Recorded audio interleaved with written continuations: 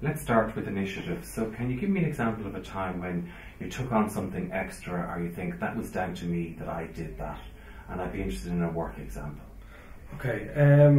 Well, on my intro placement, we were having some problems with networking within the company.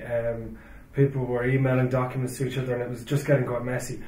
So I set up a SharePoint software online. I'm not familiar with that. What's SharePoint? It's Microsoft software that Amadeus, the company that I worked with, they already had a license with this software, but our particular department wasn't using it. So I set this up for our department, and basically had a couple of webinars and explained, because we were in different countries, a couple of webinars to explain to the team members. Very good. That there were basically to be no more emails with documents in them for security and for practicality, that you don't want to fill up your mailbox. Right. So they all migrated to that pretty well. Right. And what was your role in all that?